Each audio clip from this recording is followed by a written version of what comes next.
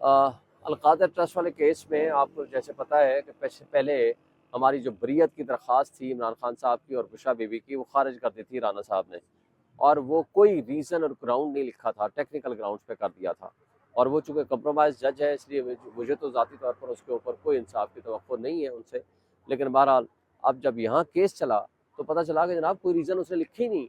اور یہ ایک بات لکھی کہ جناب اس سے اگر میں اس وقت کوئی فیصلہ کر دوں گا تو کوئی دیگر جو ملزمان ہیں اس پہ اس کا کوئی اثر نہ ہو۔ بھائی ملزم دو ہیں، عمران خان اور بشرا بی بی، آپ ان کی دونوں کی بریت کی درخواست ہے، آپ اس کے اوپر میرٹ کے اوپر فیصلہ کرو، انہوں نے کیا انلیگل گین حاصل کیا ہے اس کے ذریعے۔ تو میرا خیال ہے کہ بہرحال کورٹ نے کنونس ہو گئی اور کورٹ نے اس کا آرڈر سیٹیسفائڈ کر دیا، انہوں نے کہا کہ سب سے پہلے اس اپلیکیشن کو ڈیسائیڈ کیا جائے، اب اس کے اوپر دوبارہ بحث ہوگی اور اس بحث کے نتیجے میں وہ کوئی فائنل آرڈر پاس کریں گے، اور جو فائنل آرڈر ہوگا ہمیں امید ہے کہ وہ ہمارے حق میں آئے گا اور وہ کیس کویش ہو جائے گا۔ اگر پھر بھی ہمارے خلاف آیا تو ہمیں حق حاصل ہے کہ ہم اس آرڈر کو دوبارہ یہاں چیلنج کر سکتے ہیں، ہمیں امید ہے کہ انشاءاللہ ہمیں انصاف ملے گا، اور اس کیس میں کم سے کم جس میں ضمانت بھی ہماری ہوئی ہے تو اس کیس میں کوئی سزا وہ نہیں کر پائیں گے اللہ کے حکم سے۔ شیخ صاحب ہم نے یہ دیکھا کہ عدالتوں میں ججز کی تعداد حکومت کی طرف سے بڑھائی جائے گی، ہائی کورٹ میں بھی اور سپریم کورٹ میں بھی، اور عموماً یہی لگ رہا ہے کہ اپنی مرضی کے بینچز بنائے جائیں گے، اور ابھی عمران خان کے کیسز بھی پینڈنگ ہے، تو آپ کو کیا لگتا ہے کہ کیا انصاف مل پائے گا خان صاحب کو؟ دیکھیں ان کی تو پوری کوشش ہے کہ انصاف نہ ملے، یہی وجہ ہے کہ دیکھیں آپ نے کے سامنے ہے جمہوریت انہوں نے دفن کر دی ہے، میں خود آپ کے سامنے یہاں جیت کے کھڑا ہوا ہوں، یہی میری کانسٹیچوئنسی ہے، 1,05,000 ووٹ لے کے، وہ کٹھ پتلی جس نے 50,000 ووٹ نہیں لیا وہ سامنے اسمبلی میں بیٹھا ہوا ہے، اس بےایمانی کو ہم کہاں لے کر جائیں گے؟ سب کے سامنے ہے وہ فارم 47 کی حکومت ہے، اور اسی طرح کرپٹ بیوروکریسی کے ذریعے اور جرائم کی آماج گاہ جو الیکشن کمیشن بنا ہوا ہے، ان کی ملی بھگت سے سب کچھ ہوا، اور اس کے پیچھے پروٹیکٹر جو ہے یا وہ اسٹیبلشمنٹ تھی ہے یا وہ قاضی فائیسا تھا، لیکن قاضی فائیسا کے جانے کے بعد یہ پاگل ہو گئے ہیں، انہوں نے کہا جی ہمیں پروٹیکشن کیسے حاصل ہوگی، انہوں نے رات کی تاریکی میں جس طرح چوروں کی طرح ڈاکوں کی طرح 26ویں ترمیم لے کر آئے اور جس انداز سے چیف آف آرمی اسٹاف کی اور سروسز چیف کی مدت ملازمت بڑھائی اور ججز کی تعداد بڑھا دی، اب یہ اور جوڈیشل کمیشن میں اپنی تعداد بڑھا دی، سب سے پہلے گورنمنٹ کے لوگ بڑھا دیے، اب وہ ایسے ججز کو لانا چاہتے ہیں جو ان کی خواہشات کی تکمیل کے لیے کھڑے ہو جائیں، لیکن اللہ کا اپنا ایک نظام ہے، ہم نہیں سمجھتے کہ کوئی بھی جسٹس سسٹم جو کہ واحد فورم رہ گیا ہے جسٹس سسٹم، اس کے اوپر اب یہ حملہ آور ہونے جا رہے ہیں، ہم یہ سمجھتے ہیں کہ اس طریقے سے اگر یہ کرنے کی کوشش کریں گے تو پھر لوگ انقلاب کے لیے نکلیں گے اور انشاءاللہ تعالی یہ خس و خاشاک کی طرح اٹھ جائیں گے۔ سر سوشل میڈیا پہ ٹرینڈ چل رہا ہے اس وقت کہ امریکہ نے نکالا تھا، امریکہ ہی نکالے گا، کیا اس بات سے متفق ہوں گے کہ ڈونلڈ ٹرمپ کے آنے سے عمران خان باہر آتے ہوئے دکھائی دے رہے ہیں؟ دیکھیں ایک بات تو طے ہے، رجیم چینج کرانے کا ماسٹر مائنڈ بائیڈن ایڈمنسٹریشن تھی یا انٹرنیشنل اسٹیبلشمنٹ تھی، اس انٹرنیشنل اسٹیبلشمنٹ کو ٹرمپ نے شکست دے دی۔ آج یہ جو موجودہ ہماری اسٹیبلشمنٹ ہے یا موجودہ یہ کٹ پتلی ہے تو غلام ہے۔ آپ کو یاد ہوگا کیا کہتا تھا شہباز شریف، وہ کہتا تھا بیگرز آر ناٹ چوزرز، دوسرا خواجہ آصف کہتا تھا امریکہ تو ہمارا وینٹیلیٹر ہے، یہ کہتے تھے، ہم نے نہیں کہا، دیکھیں ہم امریکہ سے دشمنی نہیں مانگنا چاہتے، لیکن ہم یہ کہتے ہیں کہ آپ یہاں کے معاملات میں انٹرفیئر نہیں کر سکتے، ہم صرف ایک بات کہتے ہیں، ہم یہ کہتے ہیں کہ ہمارا ملک میں جمہوریت ہونی چاہیے، وہاں اگر انٹرنیشنل اسٹیبلشمنٹ شکست کھا سکتی ہے اور جمہوریت کو ایکسیپٹ کر سکتی ہے تو یہاں کے اسٹیبلشمنٹ بھی ہماری جمہوریت کو ایکسیپٹ کرے، اور جمہوریت کا مطلب ہے عوام کا حق حکمرانی، عوام تو حق حکمرانی جن اپنے نمائندوں کو دیا ہے ان کو تسلیم کریں، اور نمبر 2 رول آف لا، قانون کی حکمرانی کے بغیر نہ آپ کا ملک ترقی کر سکتا ہے نہ آپ کی قومیں ترقی کر سکتی ہیں۔ آج آپ پوری دنیا کے سامنے بھکاری بن کے جو گھوم رہے ہیں اس کے پیچھے اصل بات یہ ہے کہ چند طاقتور بدماشیہ اوپر مسلط ہے، نہ وہ جمہوریت کو مانتا ہے نہ وہ آئین اور قانون کو مانتا ہے، اور نظام انصاف کو وہ کیپچر کرنا چاہتا ہے اور پریکٹیکلی وہ کر چکا ہے، لیکن یہ بری طرح کل بھی ناکام ہوئے تھے، انشاءاللہ آئندہ بھی ناکام و نامراد ہوں گے اور قوم انشاءاللہ تعالی عمران خان کو باہر نکالے گی۔ آخری سوال لے لیں کہ ٹرمپ تو امریکہ میں جیتا ہے لیکن ہم دیکھ رہے ہیں کہ پریشانی یہاں پہ پائی جاتی ہے، حکومتی وزراء اپنے پرانے ٹویٹس ڈیلیٹ کر رہے ہیں، اور اس کے علاوہ کچھ صحافی بھی یہ کہہ رہے ہیں کہ کس طرح اب ٹرمپ پہ کیسز چلائے جائیں گے اور ٹرمپ کو جیل میں ڈالا جائے گا، یہاں پہ پریشانی کی کیا وجہ ہو سکتی ہے؟ یہاں کی پریشانی کیونکہ بیسیکلی یہ غلام ہے، ان غلاموں کو یہ پہلے تو حکم آیا آقا کی طرف سے کہ جناب عمران خان کو نکال دو، اب پریشان یہ ہے کہ وہ حکم کرنے والے چلے گئے ہیں، ان کو شکست ہو گئی ہے، تو اب کس سے یہ پروٹیکشن کس سے حاصل کریں گے؟ اس لیے غلاموں کو اپنی ایگزسٹنس کے لیے پریشانی ہے، تھینک یو. جو خان صاحب کو جانتے ہیں ان کو پتہ ہے کہ عمران خان صاحب کو زندگی میں صرف ایک چیز سے پیار ہے, سبز لالی پرچم. انہیں پیسہ کیا کرنا ہے, انہیں عہدے کیا کرنا ہے. جیلی کیسز بنائے ہوئے ہیں. عمران خان کسی کے ایک روپے کا رفتار نہیں ہے. آپ نے ان پہ توشہ خانہ پتہ نہیں کون کون سا کھانا بنا دیا, کھانا آپ نے خراب کر دیا ہے پاکستان کا. اور کل ایک بات میں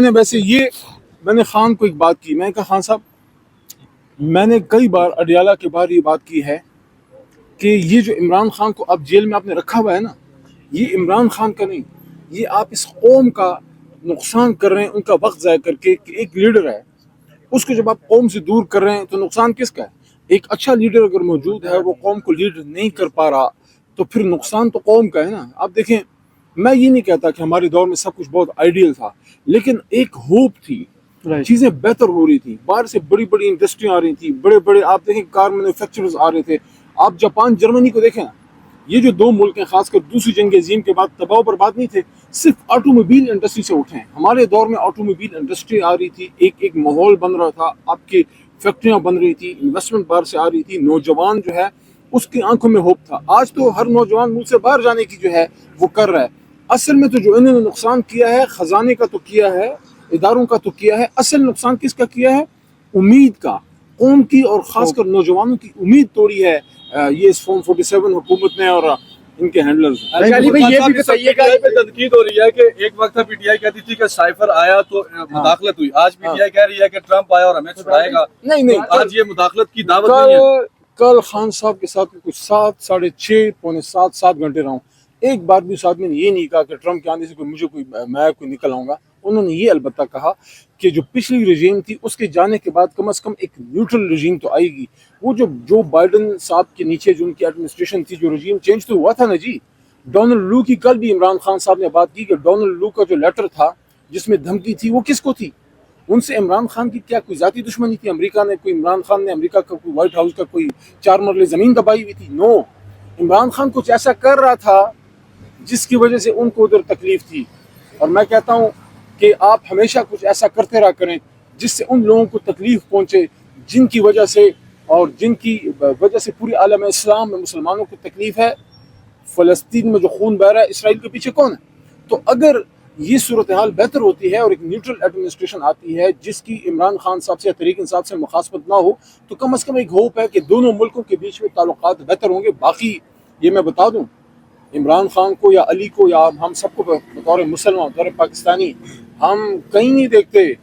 ہم اوپر دیکھتے ہیں رب ذوالجلال کی طرف. عمران خان نکلے گا اللہ کے حکم سے, لیکن عوام اپنے دم پہ اپنے لیڈر کو جو ہے وہ نکالے گی, اس کے ساتھ کھڑے ہیں. ہم کسی اور کی طرف نہیں دیکھتے. ہاں تعلقات ہم چاہتے ہیں کہ ان ممالک کے ساتھ ہمارا دوستانہ تعلقات ہو, لیکن دوستانہ تعلق میں پھر ہاتھ اس طرح آگے جانا چاہیے نا. شہباز شریف صاحب کو اس کی عادت ہے یہ ہاتھ نیچے رکھنے کی. اچھا علی بھائی یہ بھی بتائیے گا,